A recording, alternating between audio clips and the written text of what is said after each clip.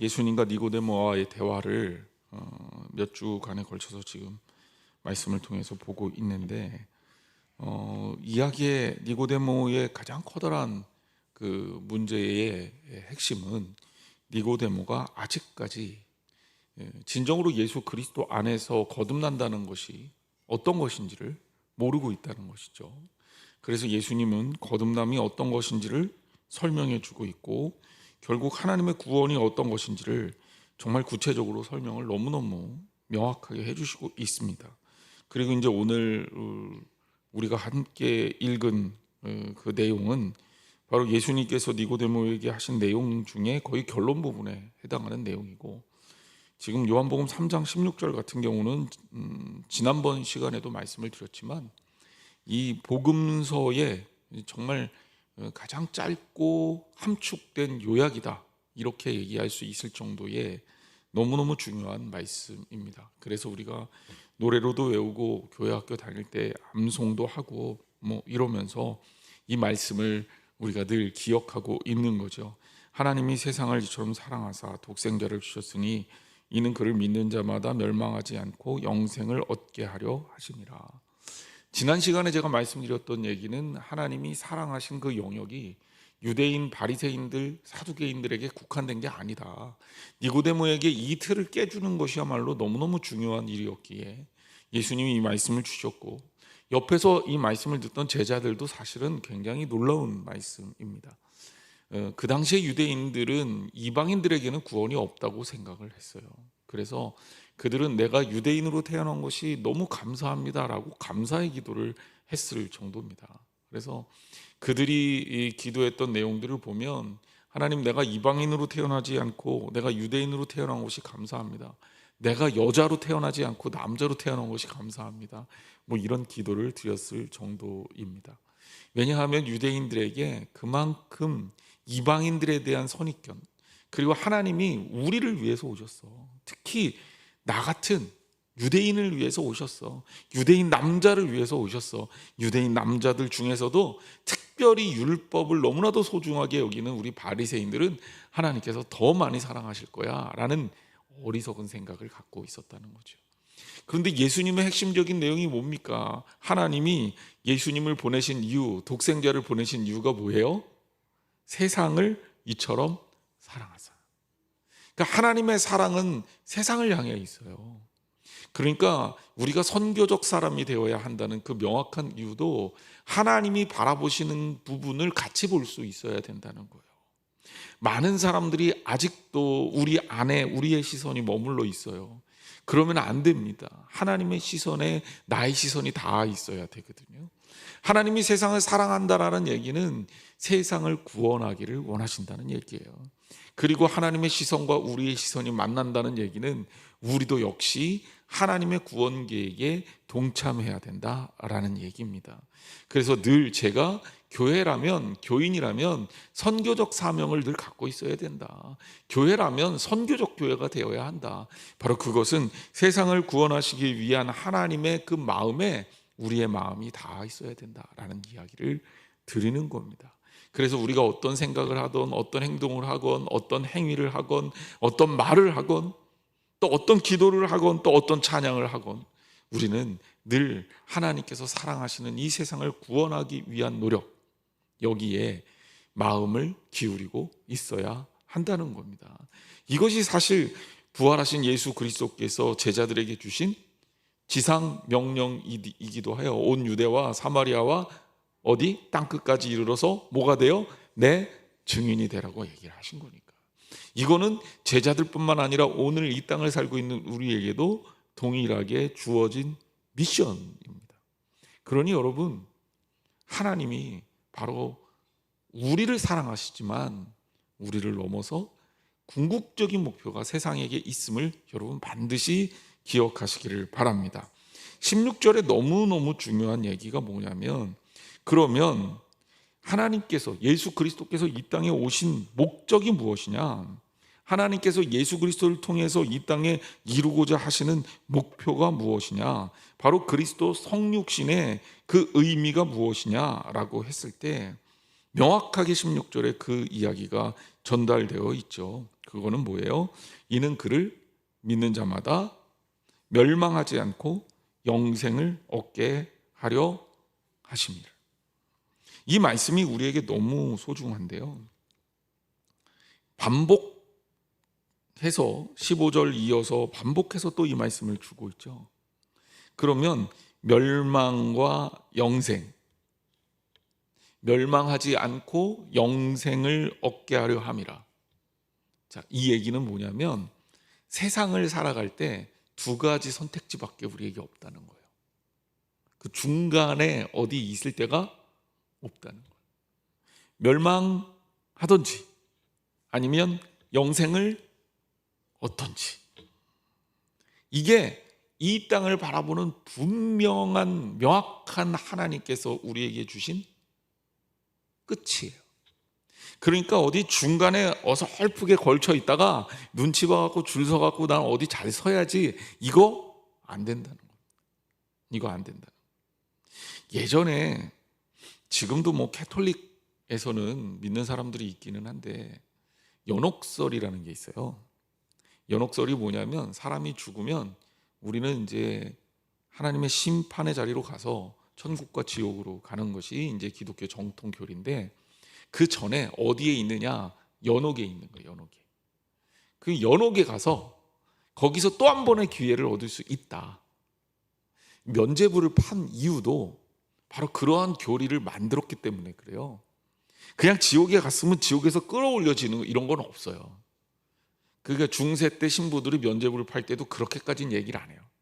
그런데 그 중간 단계가 있었다는 거예요. 심판과 그 구원의 중간 단계, 그게 연옥이에요. 그래서 사람들이 다 연옥에 가면 연옥에서 다시 한번 구원받을 사람하고 심판받을 사람들에게 기회가 주어진다고 믿는 거죠. 그러면 그때 면죄부를 사게 되면 연옥에서 구원받을 수 있게 된다라고 가르쳤던 거예요. 근데 연옥이라는 게 성경적 근거가 없어요. 이거는 어떤 면에서 보면 인간적 편의를 위해서 만들어진 교리라고 볼 수 있습니다.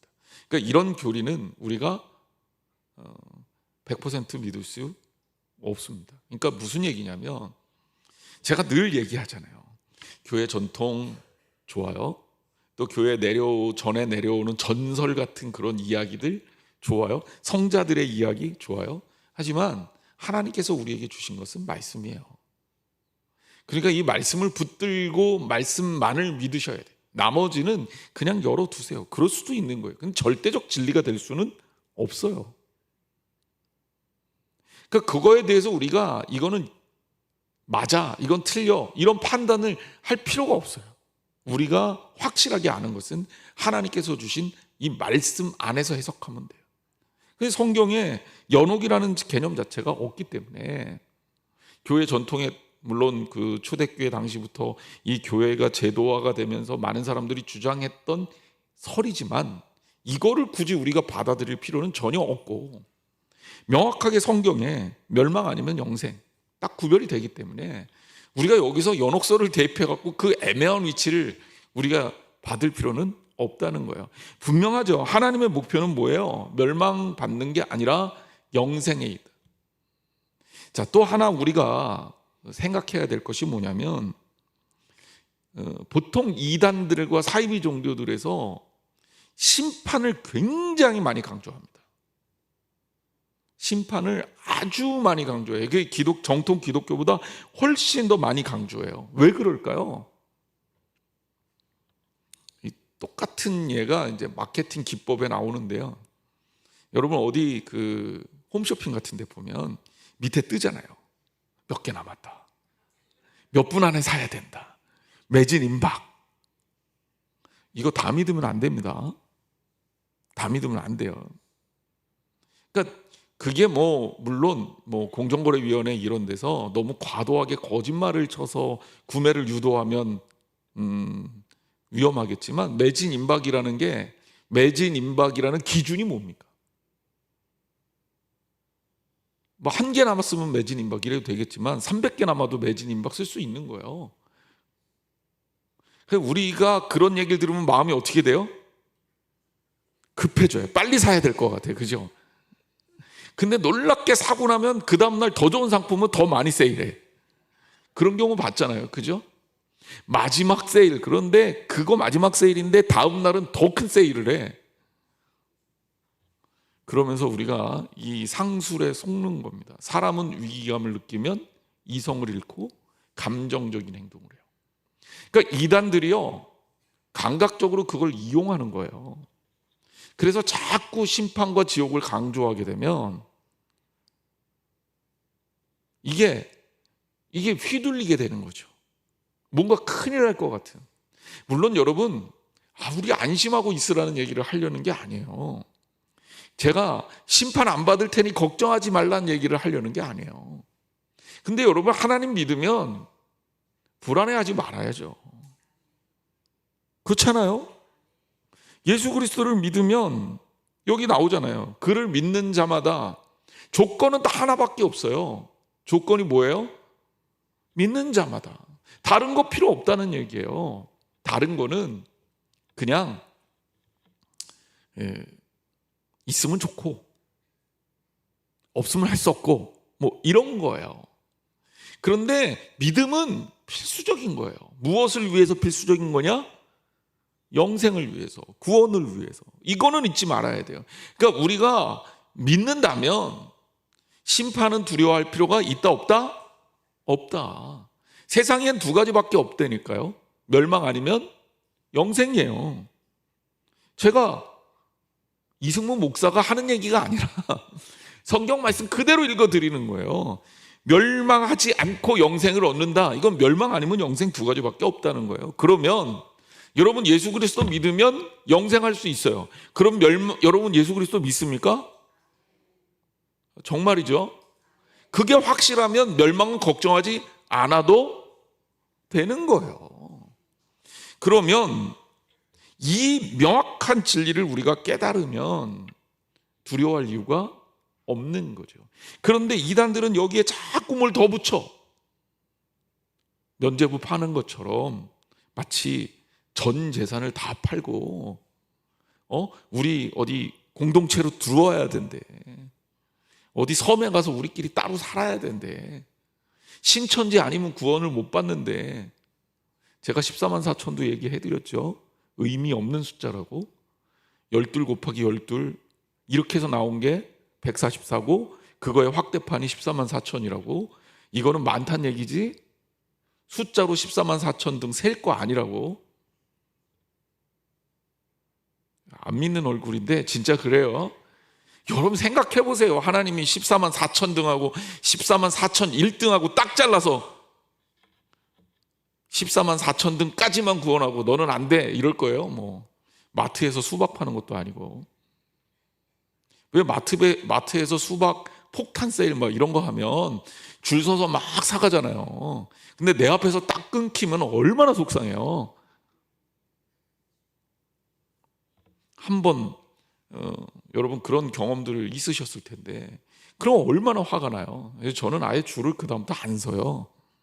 속상하지 않으려고. 내 거 아니라고 생각하면 되는데. 근데 구원은 그렇게 받는 게 아니에요. 제가 늘 얘기하지만 구원은 상대평가가 아니란 말이에요. 등수 매겨서 몇 등까지 구원해 줄게, 몇 프로까지 구원해 줄게. 학교에서 학점 매기는 것도 아니고, 제가 학생들 학점 매길 때 어떤 학생들 참 안타까운 학생들이 있어요. 정말 0.5점 차이로 성적을 못 받는 학생들도 있어요. 왜냐하면 상대평가라 퍼센테이지로 줘야 되거든요. A학점 예를 들자면 30%다 그러면 제가 점수를 더 주고 싶어도 31% 되는 학생들은 줄 수가 없어요. 하지만 하나님의 구원은 그런 게 아닙니다. 너희들 조건할 때 몇 등만 구원시켜줄 게가 아니라 조건은 뭐냐면 예수를 믿으면이에요. 그리고 예수님은요 어떤 걸 원하시는지 분명하게 나오고 있지만 멸망을 원하셔요? 영생을 원하셔요? 그렇죠? 그럼 우리가 예수 그리스도를 믿으면 영생을 얻는다. 끝. 그리고 하나님 안에서 살면 돼요. 하나님 안에서 살면 된다고. 그러면 걱정하지 않아도 돼요. 왜? 주님이 원하시는 게 영생이란 말이에요. 자, 여러분이 아직도 의심이 되신다면 17절 말씀을 같이 읽어보겠습니다. 17절 같이 한번 읽어볼게요. 시작. 하나님이 그 아들을 세상에 보내신 것은 세상을 심판하려 하심이 아니요 그로 말미암아 세상이 구원을 받게 하려 하심이라. 아멘. 하나님이 원하시는 게 뭐냐? 세상의 심판이 아니라 구원이다라는 거예요. 목표가 어디에 있느냐가 너무너무 중요한 겁니다. 물론 심판받는 사람들 있겠죠. 하지만 그게 하나님이 원하시는 바는 아니라는 거예요. 그럼 우리는 구원받기를 원하고 하나님을 믿는 자들이라면, 그러면 구원받은 자녀로서 이미 이 땅을 살고 있는 거기 때문에 걱정하지 않아도 된다는 거예요. 자, 여기 이 3장 17절의 명확한 이미지는 뭐냐면, 하나님께서 아들을 세상에 보내신 이유가 구원을 받기 위한 거다라는 메시지인데, 심판과 구원은요, 제가 늘 얘기하지만 이건 동전의 양면 같은 거예요. 근데 오히려 심판 쪽보다는 구원이 우리에게 너무너무 중요한 겁니다. 그래서 구원을 쫓으면 심판은 보이지 않아요. 하지만 심판이 없느냐? 그렇지 않죠. 심판하다라는 말은 히라보로 크리노라는 단어입니다. 그런데 이 크리노라는 단어는 보통 세 가지 의미로 쓰입니다. 먼저 첫 번째는 분별하다라는 뜻으로 쓰일 때가 있어요. 영어로 얘기하면 discriminate라고 얘기합니다. 그래서 분별하다, 구별하다 이런 뜻이 discriminate예요. 아, 이거는 뭐고 이거는 뭐다, 이렇게 구별하는 거죠. 그러니까 이게 딱 봤을 때 이거는 알곡이고 이거는 쭉정이야, 이걸 좀 분별해야 돼. 이때 쓰는 단어가 discriminate예요. 그러니까 심판은요, 분별하는 거예요. 구원받을 사람이 누구지? 하나님께서 믿는 자들을 뭐 하셔요? 분별하는 거예요. 그리고 두 번째 의미, 크리노의 두 번째 의미는 뭐냐면, 영어로 얘기하면 separate, 분리하다라는 뜻이에요. 자, 이 분별이라는 말은 뭡니까? 아, 이게 맞네? 그 다음에 어떻게 해야 돼요? 서로 갈라놓는 거죠. 갈라놓는 거죠. 성경에도 그런 비유가 많지만 알곡과 쭉정이를 가른다. 그리고 하나님께서 부르시는 자들은 신랑의 결혼잔치에서 신랑을 따라갈 수 있고, 못 따라가는 사람들은 남는다. 그죠? 두 사람이 같이 잠을 자다가 한 사람은 남고 한 사람은 하나님께 부름을 받아서 가는 겁니다. 이게 뭐예요? 분리가 되는 거잖아요. 그러니까 우리가 이 분리하다라는 말을 좀 생각해 봐야 되는 게, 영생과 심판, 구원과 멸망은요, 분리되는 겁니다. 이거는 왔다 갔다 할 수 없어요. 그러니까 이미 그 심판대 앞에 서서 심판에서 딱 끝이 나면, 구별이 되면 그때는 이제 끝이에요. 기회가 언제 있어요? 이 땅에 살고 있는 동안에 기회가 있습니다.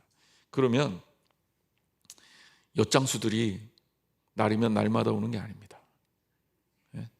그러면서 내가 오늘 오면 또 언제 올지 모르니까 오늘은 반드시 엿을 사야 돼요. 그래서 멀쩡한 냄비에다 구멍을 뚫어갖고 엿을 바꿔 먹고 이러면 안 되는데, 그놈의 엿을 먹고 싶으니까 이제 그런단 말이에요. 근데 중요한 건 뭐예요? 우리에게 심판의 기회는 이제 이 땅의 삶으로 국한된다. 불교는 자꾸 우리가 이제 환생한다고 얘기하잖아요. 그래서 뭐라 그러냐면, 다음 생엔 내가 진짜 너와 다른 관계를 맺고 싶어. 근데 우리는 그게 없어요. 성경엔 그게 없습니다. 그리고 기독교는 그런 게 없어요. 다음 생에 그런 거 없어요. 그럼 나 이번 생에 너무 억울한데, 그럴 거 없어요. 이번 생에 중요한 거는 내가 부잣집 아들로 안 태어난 게 중요한 게 아니라, 내가 외모가 조금 떨어지게 태어난 게 중요한 게 아니라, 내가 유전적으로 조금 모자라게 태어난 게 중요한 게 아니라, 이번 생에 진짜 중요한 것은 하나님께서 보시는 건 딱 하나, 하나님을 향한 주 예수 그리스도에 대한 믿음이 있느냐 없느냐. 그거면 돼요. 기회는 어떻게 돼요? 지금 이 순간에도 우리에게 늘 있는 거예요. 언제까지? 주님이 부르시는 그 순간까지. 그러니까 그때가 임박했다라는 얘기는 주님이 언제 오실지 모르니까 지금 이 순간에 우리에게 결단하라고 성경에서 말하는 겁니다. 분리되기 전까지요. 그리고 이제 이 본문에서는 이 크리노라는 단어를 뭘로 봐야 되냐면 condemn이라는 의미로 봐야 됩니다. 영어로 condemn은 정죄하다라는 뜻이에요. 죄를 묻는다라는 뜻입니다. 그러니까 오늘 본문의 명확한 의미는 심판하러 오셨다라는 의미는 바로 하나님께서 우리에게 정죄하지 않으신다, 죄를 묻지 않는다라는 겁니다. 구원이라는 뜻은 여기서는 영생을 얻는다는 것과 동일하게 표현이 되었는데, 구원은 헬라어로 소테리아라는 단어입니다. 물에 빠져 죽어가는 자를 구출해 주는 것, 그 행위를 가르쳐요. 그래서 이 구원이라는 단어 속에 뭐가 들어있냐면, 우리가 알아야 될 게, 그냥 우리는 놔두면 어떻게 돼요? 그냥 놔두면 우리는 멸망받을 수밖에 없는 존재입니다. 자, 수영을 못해요. 물에 빠졌어요. 누가 건져주지 않으면 어떻게 될까요? 죽어요. 이게 구원이란 말이에요. 그러니까 구원은 뭐예요? 죽을 수밖에 없는 사람을 건져준다는 거예요. 자, 정리하자면 세상이 에덴에서 범죄한 이후에 우리가 사는 이 세상은 그냥 놔두면 우리 인간은 죽을 수밖에 없는 존재라는 것이 기본 전제입니다. 기본 전제. 그런데 그 죽을 수밖에 없는 존재를 하나님께서 죽게 놔두기를 원하시지 않았어요. 그래서 이 땅에 누구를 보내신 거예요? 예수 그리스도를 보내신 거예요. 그래서 그냥 놔두면 죽을 존재들에게 유일한 희망, 구원받을 수 있는 대안을 제시한 거죠. 그게 뭐예요? 예수 그리스도의 십자가와 부활인 거예요. 예수 그리스도를 믿으면 우리는 어떻게 돼요? 구원받을 수 있습니다. 그리고 그것은 예외가 없어요. 믿기만 하면 구원받습니다. 이게 뭐예요? 너무너무 기쁜 소식이잖아요. 죽을 수밖에 없는데. 그래서 우리에게 그것이 복음이 됩니다. 그게 복음이에요. 굿뉴스. 그리고 가스펠, 하나님 말씀이고요. 그러니까 구조적으로 바로 분명하게 이런 설명이 니고데모에게 전달되고 있는 거예요. 자, 하나님의 목표는, 나를 보내신 것은, 예수 그리스도를 이 땅에 보내신 것은 하나님께서 우리를 어떻게 하기 위해서다? 구원하기 위해서입니다.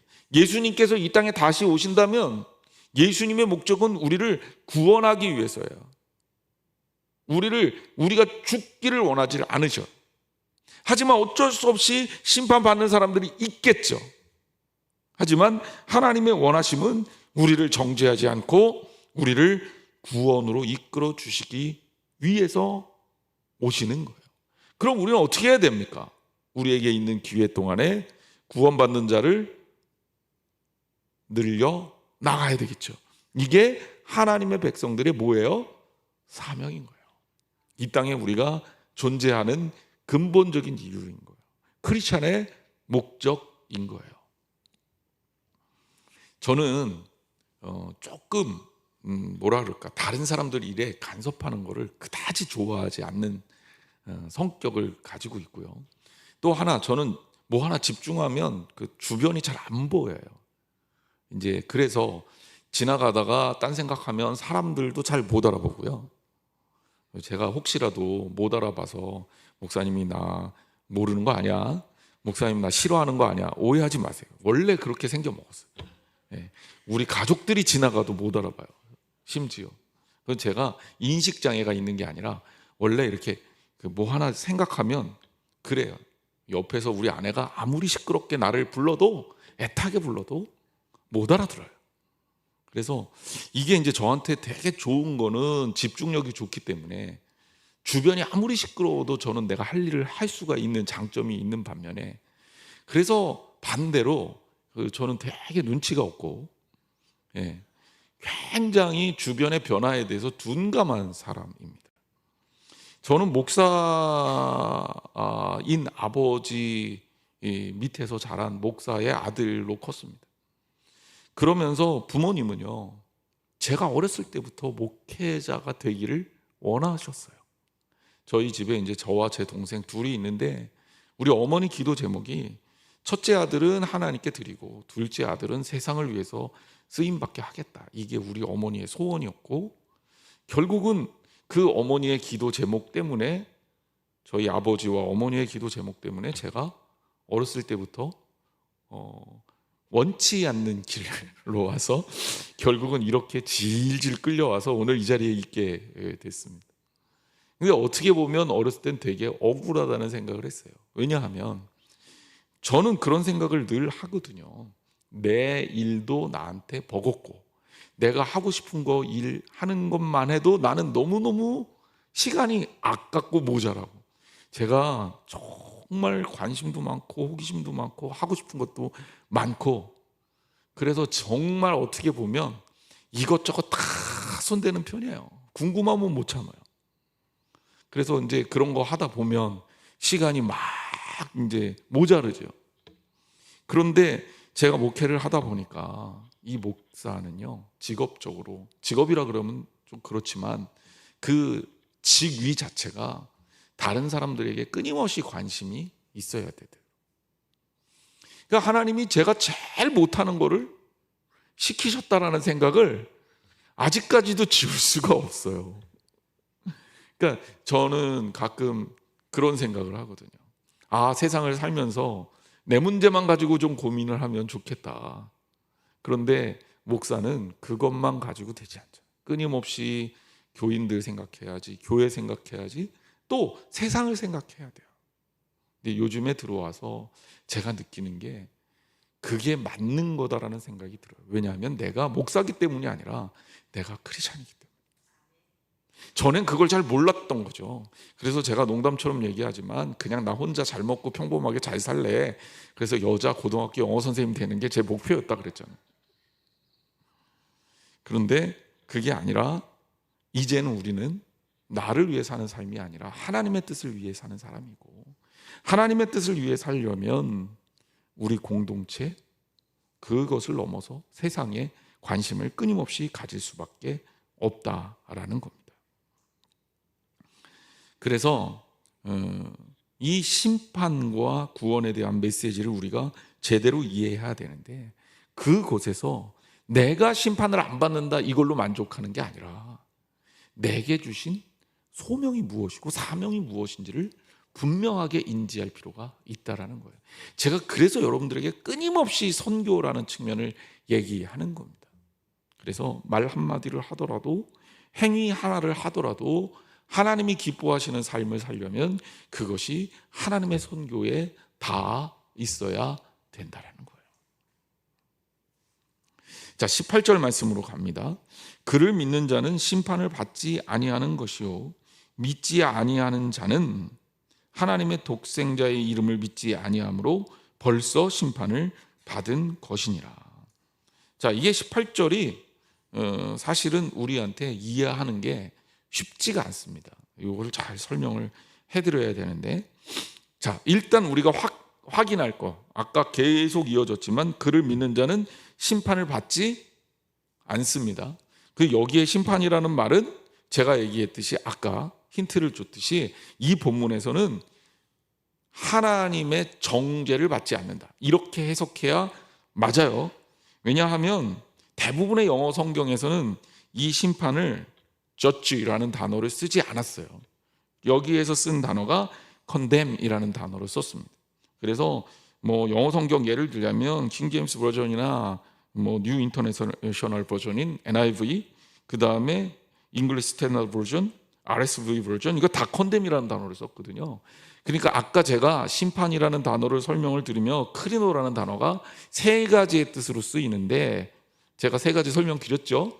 벌써 까먹으셨겠지만 다시 한번 설명을 드리면 첫 번째 분별하다, 두 번째 구별하다, 세 번째 정죄하다, 이 뜻으로 골고루 쓰이고 이 세 가지 뜻을 다 가지고 있다라고 봤을 때 이 본문에서는 컨뎀이라는 단어로 쓰였다. 왜 제가 이 이야기를 하냐면 로마서 14장 10절에 이런 말씀이 있어요. 제가 읽어드릴게요. 로마서 14장 10절. 내가 어찌하여 형제를 비판하느냐, 어찌하여 내 형제를 업신여기느냐, 우리가 다 하나님의 심판대 앞에 서리라. 자, 고린도후서 5장 10절. 이는 우리가 다 반드시 그리스도의 심판대 앞에 나타나게 되어 각각 선악간에 그 몸으로 행한 것을 따라 받으려 함이라. 여기에 심판은요, 분별하다, 구별하다라는 뜻이 강해요. 그러니까 의미가 살짝 다른 거예요. 무슨 얘기냐면 심판을 받지 않는다는 것이 정죄받지 않는다는 말이지 심판대 앞에 서지 않는다는 얘기는 아니라는 거예요. 그게 영어 성경은 요 것들을 좀 살려서 컨뎀이라는 단어를 썼다. 제가 요 이야기를 드리는 겁니다. 로마서 8장 1절 말씀과 같은 거죠. 로마서 8장 1절에 그리스도 예수 안에 있는 자에게는 결코 정죄함이 없다. 그리스도 예수 안에 있는 자에게는 결코 정죄함이 없나니, 이게 로마서 8장 1절 말씀인데, 요 정죄함이 없나니라고 하는 것과 오늘 심판받지 않는다라는 말이 맞먹는 맥락이다. 이렇게 되면 이제 설명이 좀 되나요? 그러니까 헷갈리지 말라는 거예요. 성경을 문자적으로 해석하면 이런 부분이 어려울 수밖에 없어요. 왜냐하면 여기는 심판이라는 단어를 썼고 저기도 똑같이 심판이라는 단어를 썼는데 어떤 군데는 심판 안 받는다 그러고 어떤 데서는 심판대 앞에 선다 그러니까 목사님 이게 뭡니까? 막 머리가 복잡해지잖아요. 그게 아니라 문맥과 의미상으로 봤을 때 여기의 심판은 정죄함이 없다는 얘기다. 이렇게 해석하는 거다라는 거예요. 그 뒤에 심판은 아까 이제 읽어드린 로마서나 고린도후서의 심판은 우리가 하나님 앞에 나아가서 구별됨, 분별됨을 받는다라는 맥락이라는 거예요. 그러니까 이제 정리하자면 무슨 얘기냐면 우리는 다 하나님 앞에 가서 심판대 앞에 섭니다. 근데 거기에서 우리가 정죄되지 않는 거예요. 너 죄인이야? 정죄라는 게 뭡니까? 선고되는 거죠. 너 죄인입니다. 당신은 유죄입니다. 꽝꽝꽝. 이렇게 선고되지 않는다는 거예요. 이게 얼마나 소중한 거예요. 그럼 우리는 어떻게 됩니까? 예수 그리스도의 하나님 앞에 심판대에 딱 서면 너는 나의 백성이야. 하나님의 백성이야. 이제 그래서 뭐가 되는 거예요? 거기에서 구별돼서 구원받은 백성으로 나아간다라는 겁니다. 이해가 좀 되셨죠? 네. 그래서 그를 믿는 자는 심판을 받지 않는다. 자, 정리를 분명하게 하세요. 우리는 심판받지 않습니다. 그러니까 정죄받지 않습니다. 결코 정죄함이 없습니다. 그리스도 예수 안에 있는 자는 결코 정죄함이 없습니다. 자, 그럼 믿지 아니하는 자는 뭐냐? 믿지 아니하는 자 이퀄 하나님의 독생자의 이름을 믿지 아니함으로, 이거를 이제 문법적으로 동격이라고 얘기합니다. 이 같은 뜻을 다른 의미로 한 번 더 설명한 거예요. 같은 의미예요. 믿지 아니하는 자는 하나님의 독생자의 이름을 믿지 않는 거다. 그러니까 우리가 믿지 않는다 그럴 때 도대체 뭘 믿고 뭘 믿지 않는 거야? 이렇게 얘기할 수 있잖아요. 그냥 믿는다라고 했을 때 믿음의 대상이 누구냐라는 문제가 또 있을 수 있잖아요. 그래서 우리가 믿는 대상을 분명하게 설정하셔야 돼요. 그래서 믿는 대상은 예수 그리스도입니다. 그러니까 우리가 믿는다 그래 놓고서 그 믿음의 대상이 그리스도 예수가 아니라 내가 이만희를 믿어, 내가 이초석을 믿어, 내가 뭐 지금은 고인이 되셨지만 문선명을 믿어, 뭐 하나님 어머니 하나님 뭐 이래갖고 또 있잖아요. 이상하게 엘리야 선교회인가, 내가 누구누구를 믿어. 이거는 다 잘못된 거예요. 왜? 믿음의 대상이 될 수가 없어요. 그러니까 사람을 난 저 사람 믿을만해, 믿을만한 거하고 궁극적인 내 믿음의 대상 이거하고는 다른 거죠. 그냥 이렇게 구별하시면 돼요. 여러분이 생각할 때 이승 목사는 믿을만합니까? 대답 안 하시는 거 보니까 도저히 못 믿겠네, 이렇게 좀 서운한데요? 에휴, 뭐 믿지도 않는다는데 그만할까요? 그냥 저 사람은 믿을 만해. 목사님이 얘기하면 그래도 내가 믿고 그리고 목사님이 하자는 대로 해야지. 이걸 뭐라 그러냐면 우리는 신뢰관계라고 얘기합니다. 그래서 여러분들이 저를 신뢰할 수 있고, 또 우리 교인들이 저한테 이 얘기 저 얘기를 할 때 제가 그거를 이거 거짓말인가? 나 속이려고 그러는 건 아니겠지? 이렇게 생각하지 않는다고요. 그러니까 나름대로 제가 목회자지만 우리 교인들의 이야기를 뭐 해요? 신뢰하는 거죠. 그런데 오해하지 말아야 될 게 있어요. 사람을 믿는 교회 안에서 제가 여러분들을 신뢰하는 이유가 여러분들이 정말 훌륭한 믿을 만한 사람이고 대단한 인격을 가졌고 뭐 그런 거라기보다는 그리스도 안에서 만난 사람이기 때문에 그래요.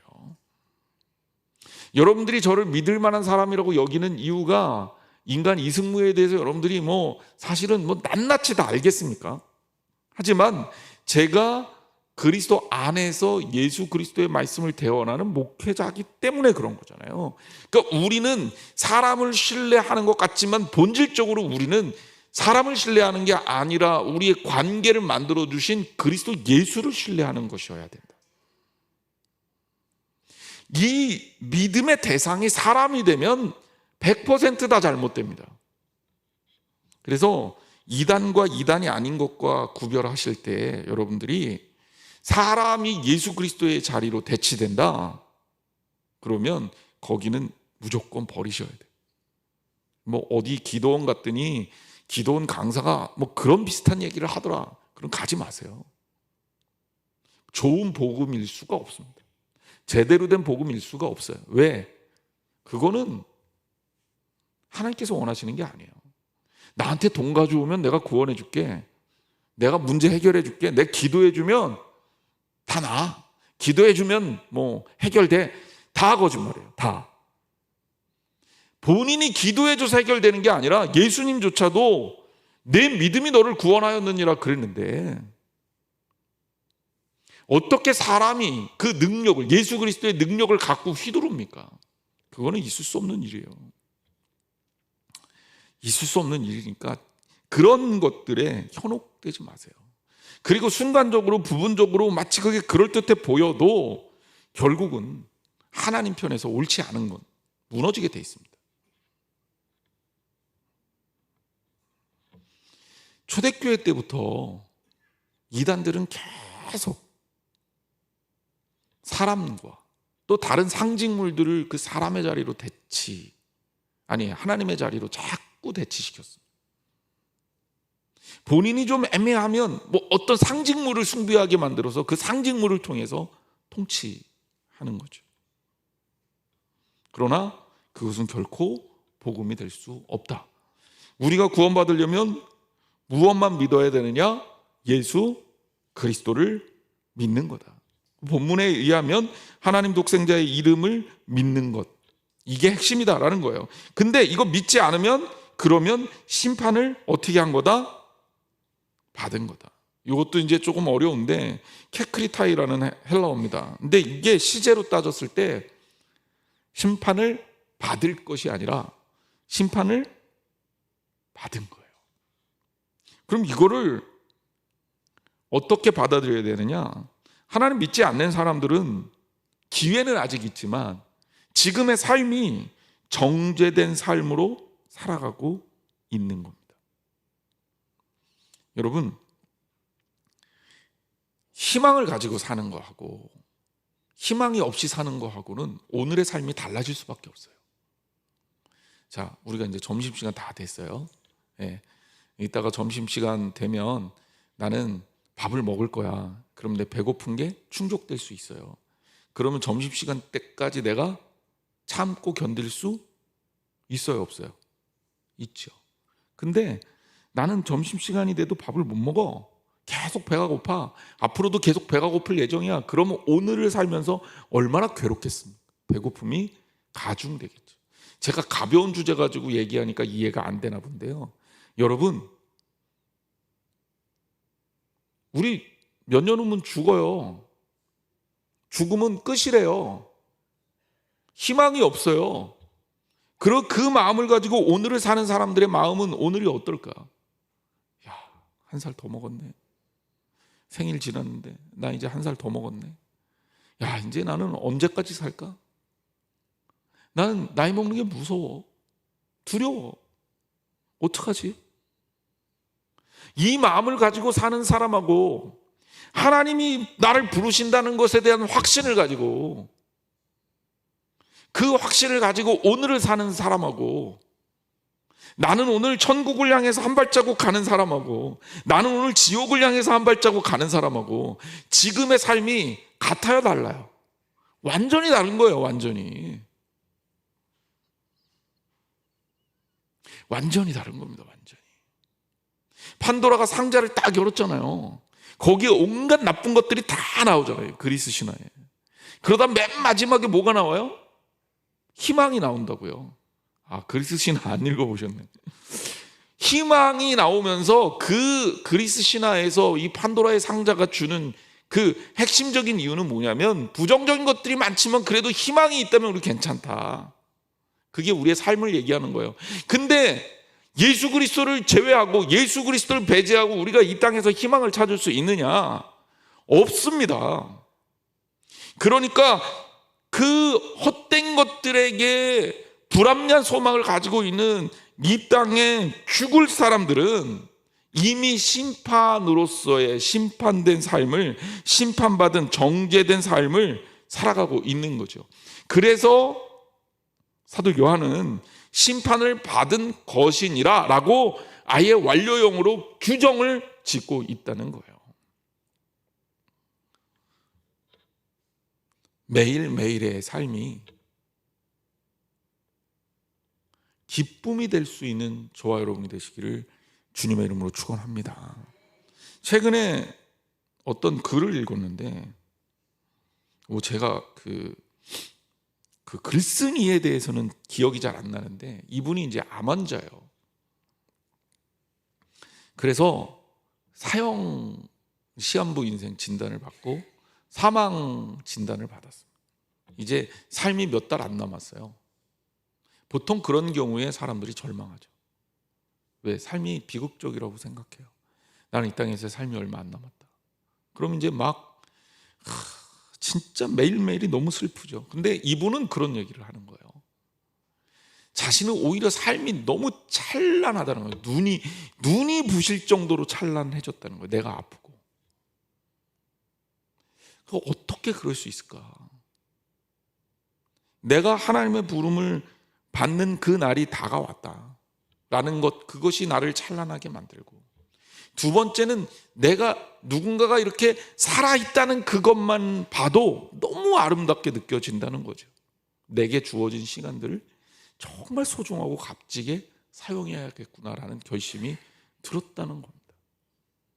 여러분, 똑같이 죽을 병에 걸려도 어떤 사람은 그것 때문에 절망하는데 어떤 사람은 그것이 오히려 그의 삶을 오히려 행복하게 만들어놔요. 이게 전혀 다른 삶을 사는 거 아닙니까? 여러분 어떻게 살겠습니까? 여러분이라면 똑같은 상황에서 행복하게 사는 게 좋아요? 절망 가운데 사는 게 좋아요?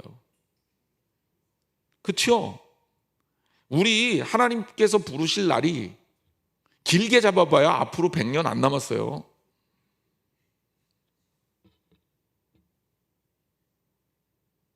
그렇죠? 그러면 내게 주어진 그 시간을 정말 아름답고 건강하고 행복하게 사시겠습니까? 아니면 매일매일 나는 왜 이러지? 나는 왜 이 모양일까? 왜 나는 저 사람들보다 못하는 거야? 이러면서 원망하며 사시겠습니까? 하나님의 사람이라면 반드시 전자가 돼야 돼요. 여러분의 삶이, 매일매일의 삶이 주님 보실 때 가장 빛나는 순간이 되기를 주님의 이름으로 축원합니다. 왜? 우리는 구원받은 백성이거든요. 이거는 구원받을 백성이 아니라 우리는 이미 예수 그리스도를 믿음으로 구원받은. 그럼 왜 안 좋아요? 좋죠. 그게 우리의 이 땅을 살아가는 믿음입니다. 그걸 놓치면 안 돼요. 심판을, 구원을 자꾸 뒤로 밀어놓는 거예요. 하나님 나라 가면 좋겠지. 아니요. 지금부터 좋아야 돼요. 지금부터 좋아야 돼요. 왜? 우리는 구원받은 백성이니까. 더 나은 것, 소망과 희망, 하나님의 부르심, 하나님 나라를 앞에 두고 있는데 뭐가 힘들어요? 그때는 없던 힘도 나오는 거죠. 그러니 예수님 말씀대로 걱정하지 말고 근심하지 말고 하나님 온전히 신뢰하시기를 주님의 이름으로 축복합니다. 자, 19절 말씀입니다. 시간이 많이 됐지만 19절까지 보겠습니다. 그 정죄는 이것이니 빛이 세상에 왔을 때 사람들이 자기 행위가 악함으로 빛보다 어둠을 더 사랑한 것이니라. 다음 주에는 예수 그리스도가 이 땅에 빛으로 오셨다는 그 의미에 대해서 살펴볼 건데, 여러분 원래는 이제 이것까지 다 하려고 그랬는데 안 됐어요. 근데 문제는 뭐냐면 세상 사람들은 빛보다 어둠을 더 좋아합니다. 이게 문제예요. 이게 문제예요. 왜 그럴까요? 제가 이제 이런 고민들을 늘 하게 되는데요. 제가 이제 사람들이 이해가 안 돼서 심리학 공부를 했잖아요. 누군가가 저한테 이제 왜 굳이 대학원까지 나와서 심리학과를 다시 편입해서 공부를 하냐. 그때 수많은 사람들이 제게 물었고, 심지어 저희 부모님도 제가 심리학과 가는 거 굳이 탐탁해 하지 않으셨어요. 그냥 공부나 좀 더 하든지 목회를 좀 더 열심히 하든지 할 것이지 왜 또 굳이 쓸데없이 그 공부를 하려고 하냐. 근데 제가 뭐라고 그 사람들한테 얘기했었냐면, 나는 도대체 인간들을 이해할 수가 없어서 인간이라고 표현하면 좀 그렇지만 나 자신을 이해하기가 어려워서 나에 대해서 좀 이해하고 싶어서 내가 공부를 좀 더 하고 싶다, 이런 이야기를 했던 기억이 있습니다. 제가 사람들을 이해하고 사람들을 살펴보고, 이거는 이제 제가 뭐 이렇게 감으로 또 기도해 봤더니 알더라 이런 거 말고요, 그냥 세상적 지식을 활용해서 사람들을 객관적으로 보니까 사람들은 몇 가지 특징을 가지고 있더라고요. 첫째, 잘 안 바꾸려고 그래요. 그냥 자기한테 익숙한 게 좋아요. 그리고 이 익숙한 거에서 벗어나면 무서워하고 두려워합니다. 나이가 들면 들수록 더해요. 더 나아질 수 있음에도 불구하고 그 두려움 때문에 나아지질 못하는 경우가 굉장히 많습니다. 두 번째, 사람들은 그 내면이 아름답지 않아요. 이거는 뭐 제 이야기가 아니라 뭐 수많은 심리학자들의 이야기입니다. 그래서 사람들의 내면은 아주 본성적으로 악한 것들을 쫓게 돼 있어요. 그래서 우리가 가지고 있는 이 사회적 장치들 가만 보면 다 우리의 인간의 악한 본성들을 규제하는 것들이에요. 그렇잖아요? 십계명도 다 하지 말라는 것 투성이에요. 그죠? 우리가 이 땅을 살 때 법들도 대부분 이렇게는 하지 말라는 것들 투성이에요. 그런데 그런 법들이 없으면, 무법이 되면, 사람들이 선하다면 선한 사회가 돼야 될 텐데 사람들이 무법이 되면 사회를 망가뜨려요. 그래서 좀 더 나은 세상을 만들려면 거기에 강압적인 어떤 법이나 법규 혹은 관습, 이런 것들로 사람들을 통제하게 돼 있습니다. 그리고 사람들은 남이 지켜볼 때는 의식해서 옳은 행위를 하려고 하는 경향성이 강해지는데, 지켜보지 않을 때는 훨씬 더 타락하기가 쉽습니다. 익명성이 가지고 있는 인간의 악함이 드러나게 돼 있다는 거예요. 그래서 저는 이 요한복음 3장 19절의 메시지가 성경적으로 물론 당연한 거고요. 왜냐하면 성경에서는 인간이 에덴에서 타락한 이후에 죄와 더 익숙하게 된 거예요. 그러면서 그걸 우리를 뭐라고 불렀냐면 그걸 프라임신, 원죄라고 부른 거예요. 그래서 성경에서 얘기하는 아주 근본적인 죄성이라는 거죠. 그래서 많은 사람들이 얘기합니다. 나는 죄 짓지도 않았는데 교회 갔더니 목사님이 죄인이라 그래서 기분 나빠서 나 교회 못 가겠어. 제가 그런 항의도 받은 적이 있거든요. 그런데 죄 안 짓고 짓고가 중요한 게 아니라 우리가 그냥 죄 가운데 있어요. 아까 제가 그랬잖아요. 그냥 놔두면 죽는다고. 물에 빠져 죽는 거랑 똑같이. 왜? 우리는 그 죄인으로서 있는 상태이기 때문에 그래요. 그런데 죄 가운데 있으면 빛이 힘들어요. 죄 가운데 있으면 죄가 아닌 것들이 힘들어요. 왜냐하면 여러분, 하얀 백지에 먹물이 한번 탁 떨어지면 그러면 그 죄가 선명하게 드러나거든요. 그런데 까만 종이에 먹물이 아무리 떨어져도 별 상관이 없잖아요. 그래서 여러분, 빨래하기 싫으면 될 수 있으면 까만 옷 입고 다니면 돼요.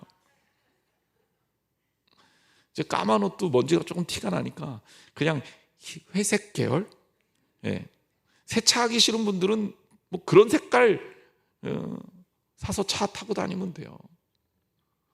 여러분, 이게 우리 인간이다. 우리를 직시하고 직면할 수 있어야 된다는 거예요. 그런데 예수님은 뭘로 왔어요? 빛으로 왔으니까 예수님에 대해서 많은 사람들이 받아들이기가 쉽지가 않죠. 그러면 어떤 일이 발생하냐? 이거는 다음 주에 이어서 설명하겠습니다. 자, 여러분, 오늘 우리가 배운 말씀, 사실은 여러분들이 이미 들어서 알고 있는 내용이지만 정의를 다시 한 거고요. 명확하게 설명을 드리려고 제가 노력을 했습니다. 이 말씀에 의지해서 매일매일의 삶이 주님의 나라를 향한 기쁨과 즐거움, 찬란한 나날들이 되기를 주님의 이름으로 축복합니다. 기도하겠습니다.